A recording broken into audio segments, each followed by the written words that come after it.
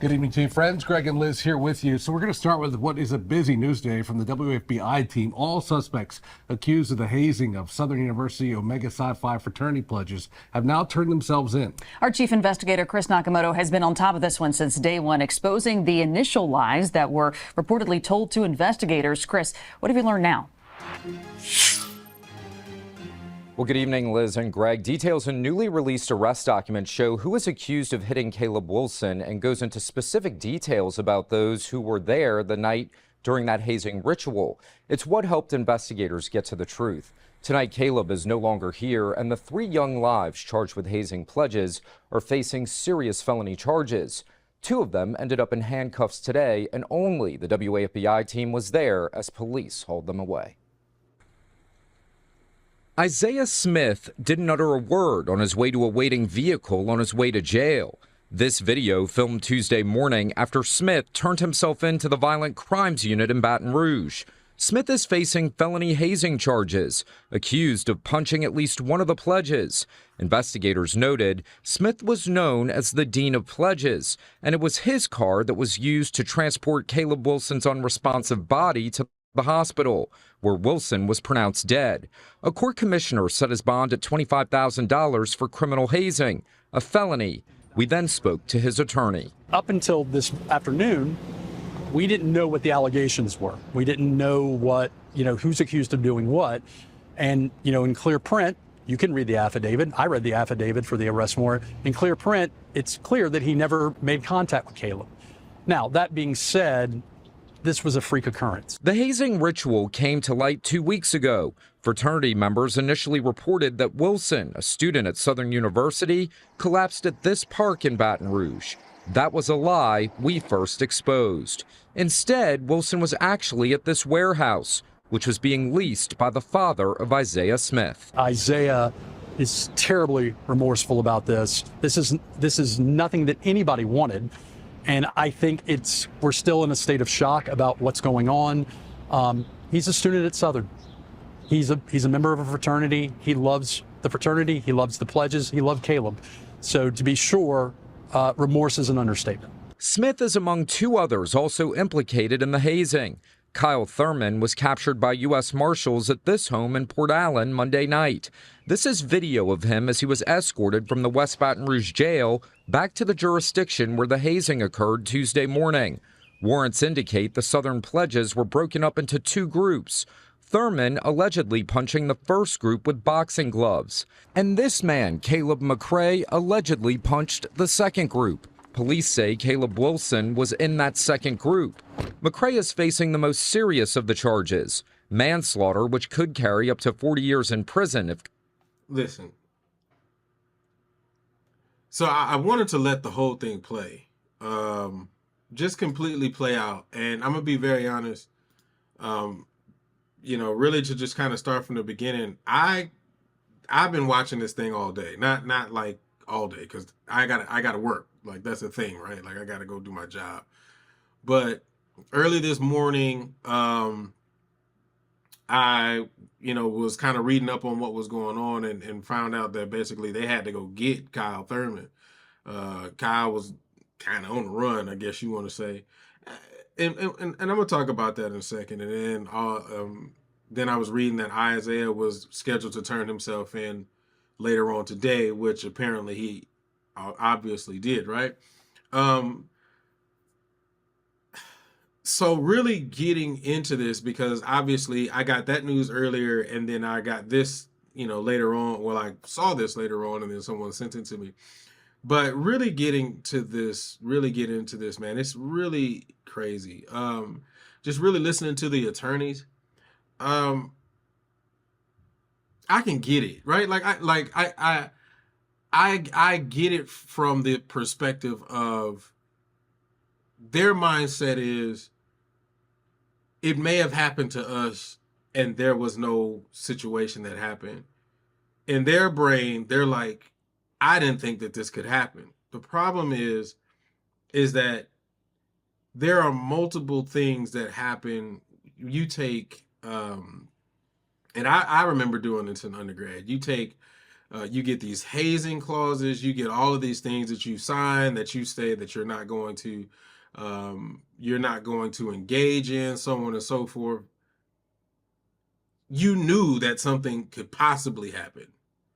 And I think, and I'm not just talking about them specifically, I'm just saying anytime you go into that room, anytime you put a hand on a person, there is always possibility of the worst possibly happening, right? And this is kind of the outcome of that, right? And it to me it just gets even worse because the warehouse that was Isaiah Smith's dad is the person who has the warehouse lease. That's his father. That's his father. So there's no way, and this is just my interpretation of what's happening. There's no way his dad didn't know what was going on. There's no way. I don't see that. I don't see that happening. And I don't know. And it's really interesting to think about and talk about, because are they going to look at him as well as a accomplice or like a suspect? Like, but I actually want to look at this a little differently. We could talk about these three young men as much as we possibly can. We could talk about the whole situation. But I got asked a question this past week, and it was one of my good friends, almost like a little brother, and he went to college, graduated, so on and so forth. But one of the things that he kept saying is that I couldn't do that. I couldn't pledge. I was not going to let somebody put their hands on me, so on and so forth. And one of the questions that he asked was, how and or why do people feel as though putting their hands on you in that capacity, like, what does that do? What does that prove? And somebody sent me this YouTube video that's a documentary on hazing. Now, let me be very clear that the documentary was more or less surrounding white fraternities. And when I watched it, I was just like, oh my gosh, this is a lot of stuff in here that I was just like, I don't know why they're doing this. Like, I was sitting back like, this is excessive. But one thing that was said that was really, really interesting to me that I have to speak on is one of the deans over that particular line said something. He said, it's a good feeling when you have total control. When you're over a group of guys and you're in charge of their line, it's a good feeling to be able to do literally whatever you want. And he went so far to say, it's almost like you're a god. Now, I'm going to say this, there's only one God. But I found it very interesting because of the fact that I get what he's saying. I've never been in that position before. I've never been over a line. I've never done that, but I can understand what he's saying, right? Because for those of you all who have been through any processes or anything like that, the reality of the fact that you are really doing what is asked of you, and in a lot of cases, without question. And that goes back to the question that my friend asked me, my little brother asked, because of the fact that he asked, why would someone want to do that? Well, when you have total control and you have the feeling like nothing can hold you back or nothing can stop you, whether and just think about it from this perspective. I'm a guy who's had a bad day. I failed a test. My girlfriend broke up with me.